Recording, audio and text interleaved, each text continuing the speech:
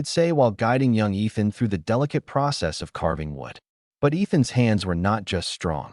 They were unusually precise. Even as a child, he could carve tiny birds from wood scraps that looked almost alive. His father would stare at the small sculptures in disbelief.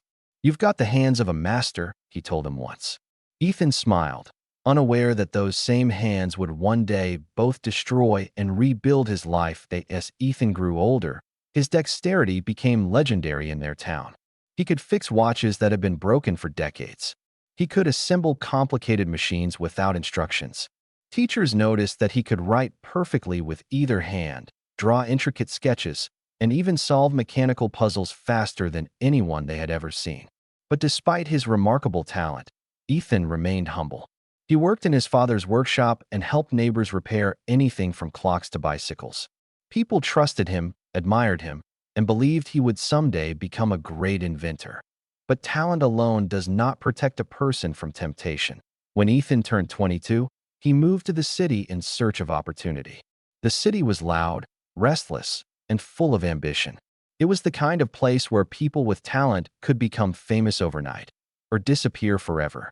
Ethan found work at a small engineering company where he repaired delicate instruments used in laboratories. His supervisor quickly realized that Ethan could handle tasks that normally required years of training. Within months, he became the most trusted technician in the building. One evening, while working late, Ethan discovered something that would change everything. Inside a restricted laboratory, he found a locked prototype device, a compact mechanical system designed to manipulate extremely fragile materials with robotic precision. It was a revolutionary invention, but it was incomplete. Ethan stared at the device for hours. With his natural dexterity and engineering instincts, he knew exactly how to finish it. The temptation grew stronger with every passing minute. And that night, Ethan made the worst decision of his life. Using his incredible skill, he bypassed the lock without leaving a trace. He opened the prototype, studied its design, and quietly modified its mechanism. His changes were brilliant.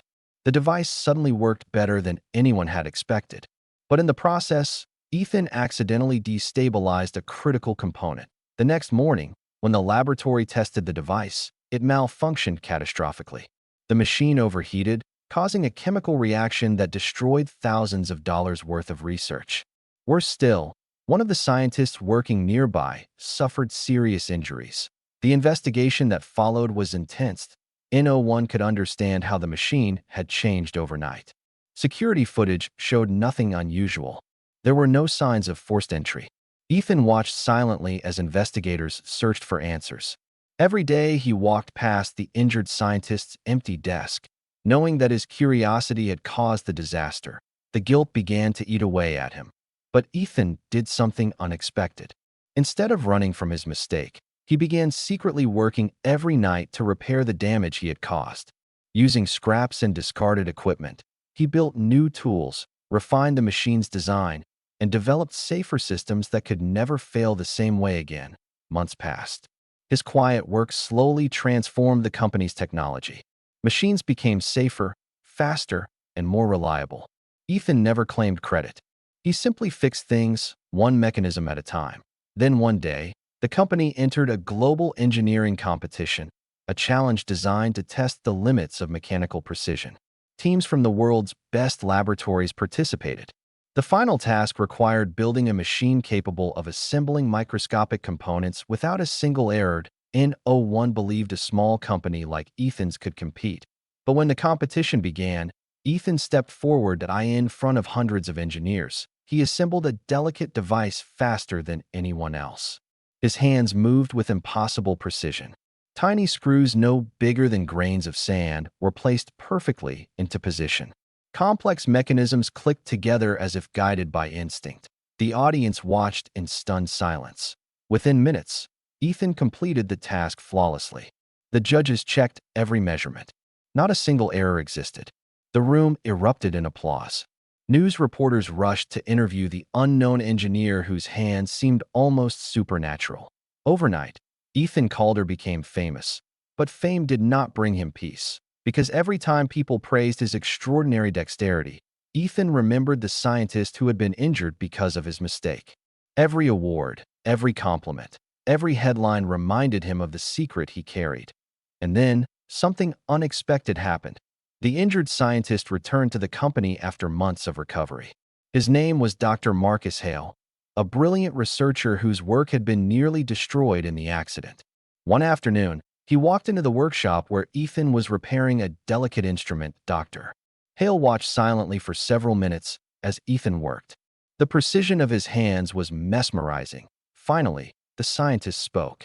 "You're the one who fixed the prototype, aren't you?" Ethan froze. The room felt suddenly smaller. His heart pounded as he realized that the truth might finally come out. Slowly, Ethan turned to face the man whose life he had changed forever. For the first time since the accident, Ethan Calder had to decide whether the incredible skill that made him famous would continue to hide his past, or finally reveal it. And what happened next would redefine the meaning of dexterity forever. Ethan lowered his eyes and whispered the truth he had carried for months. He confessed everything: the late-night curiosity, the broken lock, the changes he made to the machine, and the accident that followed. Each word felt like a weight leaving his chest, yet he feared the consequences. Dr. Hale listened without interrupting. When Ethan finished, silence filled the workshop. Then the scientist said something Ethan never expected. "Do you know why I recognized your work?" Ethan shook his head. "Because the improvements you made after the accident saved my entire research program."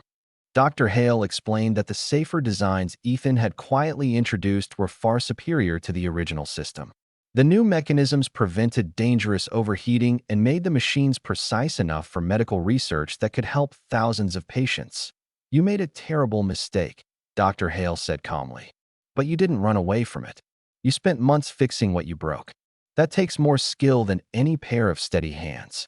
Those words changed Ethan's life. For the first time since the accident, he realized that dexterity was not only about how skillfully someone could use their hands.